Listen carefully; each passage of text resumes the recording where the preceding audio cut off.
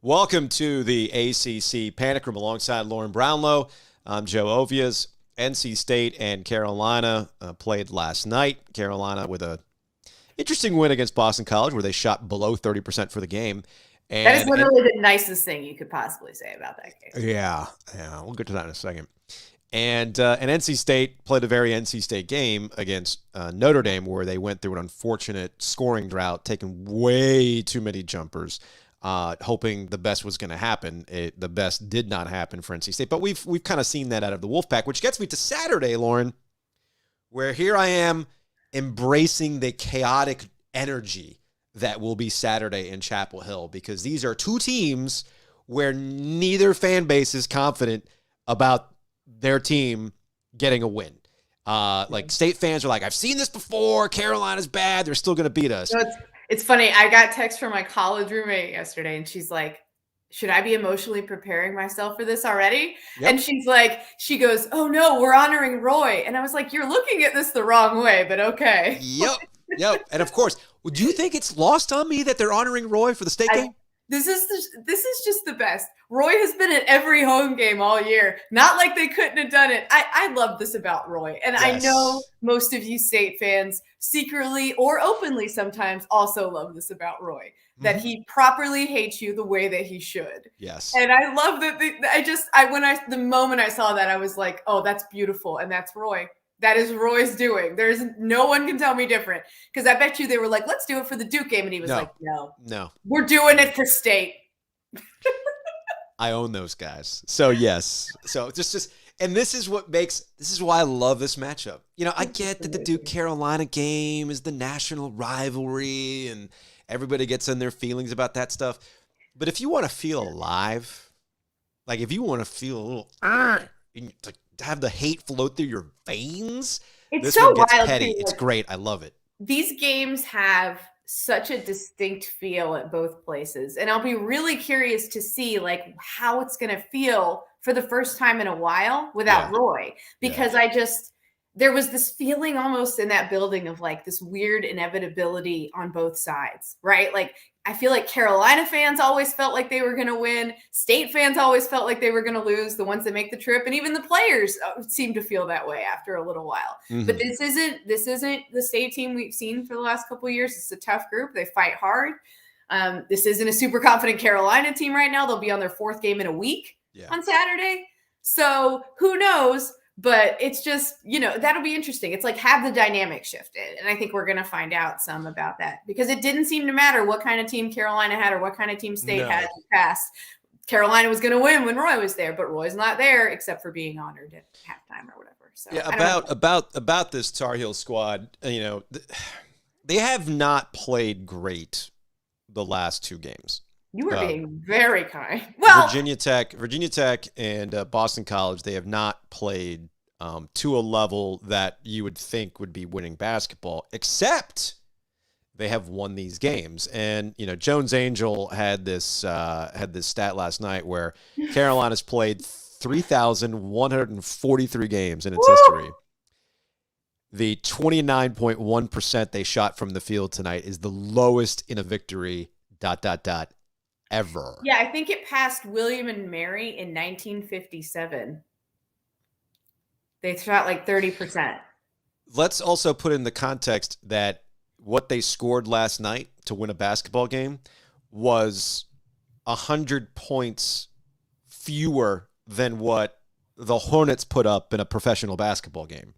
The Hornets scored 158 points in a basketball game last night. I missed that.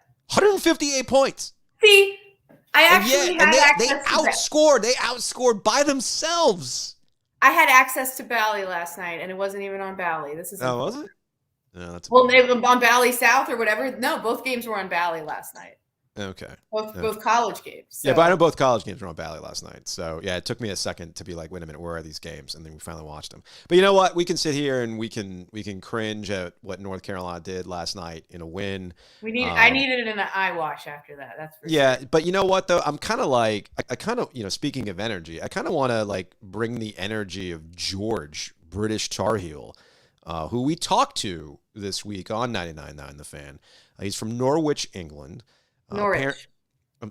Look, just allow me to be an ugly American, Lauren. Listen, I have British heritage. Respect my culture. Old Norwich, England. Anyway, so George, we talked to him, and his story is he spent time in North Carolina. He actually worked a basketball camp, which you just don't get to work a basketball camp for UNC, but somehow he did. And he became a Tar Heel fan. He actually never attended an actual game at the Smith Center. So he made this huge trip. He's got this website, Tar Heel International. He does a blog. He does a podcast where he talks to former Tar Heels, et cetera. It's all very well done. Yeah, they've really they've everybody's kind of gotten on board with him. It seems it's been great. Joel Berry was hanging out with him the other day. Like, it's awesome. So, that's the kind of energy I want now, because here's this guy who gets to see his first Tar Heel game on Monday. Not a great one against Virginia Tech. His second game is this disaster piece against Boston College where they win. He's mixed in a Hornets game. He went to the Hurricanes game on Tuesday night. But look at him. All caps, winning streak. Shout out to Leaky Black. Lost my voice. Yeah, that's what? The exact kind of fan energy that everybody should have for their team. Yeah. Yes. You know what? Good for George. I feel like getting so wrapped up in these types of things, you lose the joy of fandom. And you know what? Be more like George, man. Yeah, you shot under 30%. Yeah, when I flipped back to the game because I was watching Boba Fett with the kids, I felt like that 54-47 score lasted 15 full freaking minutes of game time. I mean, who cares? They won. That's all you got to care about. Good for you. Yeah, I mean, look, what's wild and concerning for North Carolina is how much their rim apparently hates them. Yeah. Like, after the Virginia Tech game, Armando Bacot was joking around about something's wrong with these baskets or whatever. And Hubert Davis is like, he's just trying to pad his rebounding numbers, But I mean, that for real happened yesterday, last night. He was missing and trying to get it. I mean, he was 1 of 11, I think. Mm-hmm. They were just everything right around the rim. It was like, nope. Yeah, he was. He did the classic thing where he went back out on the court after the game to get shots up. That's what he should do. He should have just shot putbacks the whole time. Yeah, honestly, that's what he should have done. He should have had someone bumping him in the stomach or something just to simulate a game or whatever. Yeah. Just it's wild. And so there's no way that continues, you would think. Now, they're not a great close range shooting team, but they're also not going to be whatever they were on layups, which is really bad. It's been really bad the last 2 games on layups and dunks. It's not going to continue to be that bad. They'll shoot better, but what does that mean? It doesn't mean much if they don't defend well. And obviously State will be the best offensive team. Virginia Tech is a close second, I think, because of how tricky they are offensively to defend, but State obviously will be the best offensive team they play during this stretch. They've been fine defensively, but they've also played, Boston College is just ghastly on offense, just real bad. Real bad. They didn't score for the last 8 minutes or something. It was ugh. I just want to forget it ever happened. Burn the tape. Burn it. Meanwhile, NC State look, they were spicy against Notre Dame early on. They were trying to match them shot for shot. But Jonas Pope. Oh no, Kevin. Jonas Pope over at the News and Observer pulled these quotes after the game, and quote, "When we have success is when we are able to shoot the basketball. We didn't have a great shooting night. Didn't have a great night shooting the ball. They did. I thought that was our biggest difference." Yes.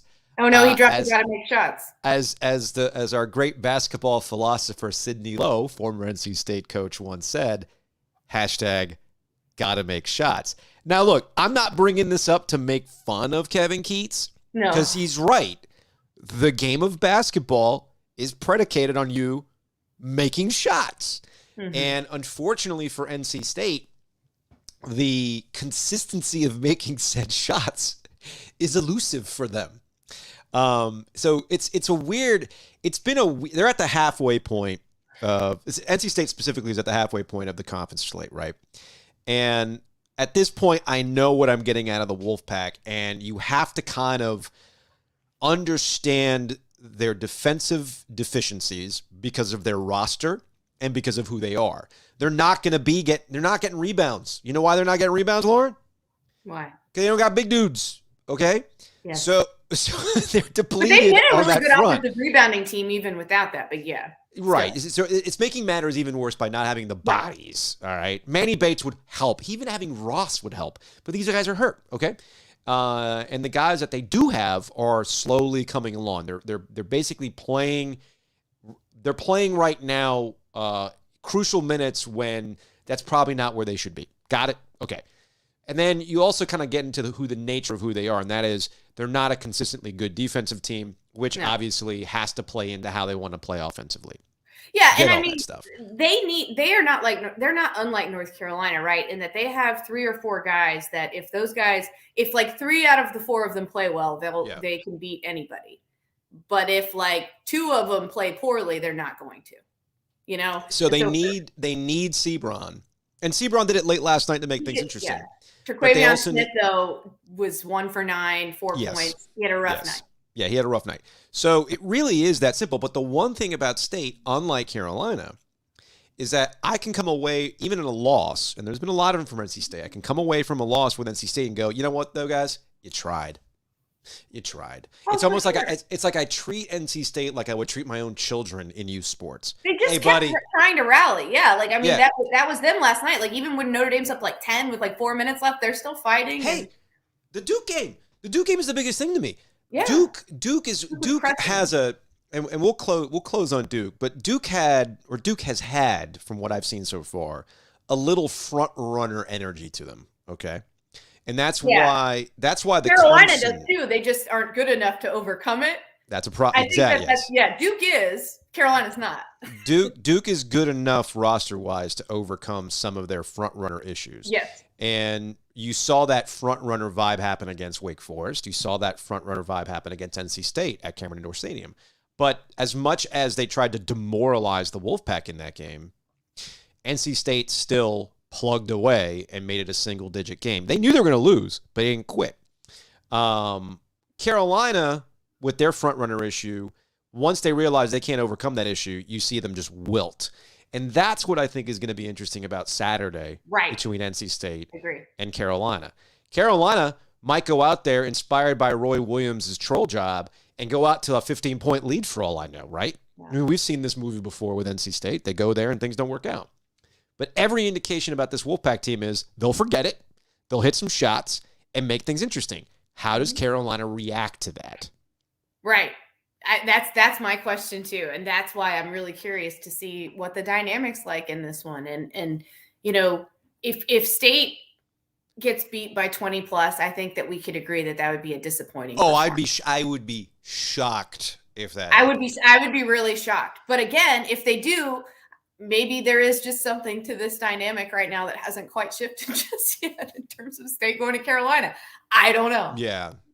If you're Kevin Keatts at that point, you're probably thinking, does Louisville want me?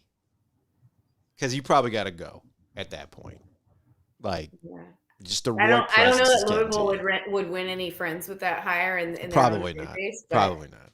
And and I love Keatts, so that's not. That's a whole mess. They're just a little fragile right now. A little bit. They need to be held, and they need to feel secure. And I don't know that hiring Keatts would help them feel secure right Just bring back Rick Pitino. I wish they would have kept Padgett. I won't lie to you. Oh, really? At least for a year. At least for another year to give him a chance. I thought he did fine. I thought the guys played hard for him. That's more than you could say for how they were playing for Chris Mack at the end. Yeah. No, you're right. You're right. That was a tough spot for him, and Louisville did all right. Yeah, Louisville's just another example of the job needs a person with the right temperament for said job. Yes. And come to find out, Chris Mack, who was a surefire thing for a lot of people, didn't have the temperament in the same way that Archie Miller didn't have the temperament for Indiana. We see this a lot. I mean, Louisville's a place where they want to win in basketball. And they've had every reason to believe they should win in basketball, right? Yeah. And it's the number one thing there, like it is in other places like Kansas and Indiana and Kentucky and everything else. I don't pretend to know who the next guy is going to be at Louisville. But, I mean, there's been some rumors. Be interested to see how that all kind of plays out. But the Chris Mack thing is just another in a long line of instances where and I say this lovingly. I don't expect Jeff Goodman to watch these panic rooms. I don't expect Rob Doster or Matt Norlander to watch these panic rooms. If you guys are, shout out to you. You know I love you guys. But there's a tendency where these guys fall in love with, and Gary Parrish is included in this, where they fall in love with their guys, right? Like these coaches become their guys. Yes, absolutely. And they're like, oh man, he's going to crush it wherever he goes. And there's no real track record there to prove that other than the hunch, the instinct, because they're your guy. I think we all do that to a degree too. Like I'm like that with certain players or coaches at times where I'm like, this guy's going to be really good. I just know it. Like sometimes you just see somebody and you think you know, but yeah, sometimes it is because they become friends and they get enamored with them and stuff. They get enamored with it, and you know, and it kind of loses sight of the fact that no, they might actually just be really good at where they are because it allows them to be able, you know, and coaches go through this, by the way. You know, Jay Wright at Villanova tasted success, stuck at Villanova. It opened up access to a different type of player. What did Jay Wright say after that? Didn't work out. You had to find the right kind of guy that fit what you were trying to do. Yeah. You know, we can go back even further to Maryland, right? With Gary. And, you know, they won a national championship back in 2001. And that opened things up for Gary to get a different type of player. And instead, he got away from the kind of guy that made sense to play for Gary. So I do think that there's an element of that when certain coaches of a certain temperament and are used to having certain guys. Shaka Smart's another example is with Texas, right? Where it's not going to work, and sometimes there is a little bit. You hired like Tony Bennett at Louisville, right? I mean, I don't know if that's a great example necessarily, but or like if Kentucky went after Tony Bennett. That wouldn't be a good fit. That might be a better example, you know? Because the fan base also has to get used to the fact that they're going to recruit a particular player. Right. That's what I'm saying. And Tony wouldn't want to be recruiting just top players. He'd have to recruit the top players that fit his system. And that would be, so it's just, it's not always a good fit. All right. That's going to wrap it up for this edition of the Panic Room. We will see you Saturday. Are we actually going to do a Panic Room on site? I mean, should we? Can we? I think we can. I mean, I'm coming out of COVID protocol. I mean, I got my N95. Like, it makes my glasses fall off all the time, but I'll figure it out. Maybe I'll wear some croquis. We'll figure something out. We'll see y'all this weekend on the Panic Room.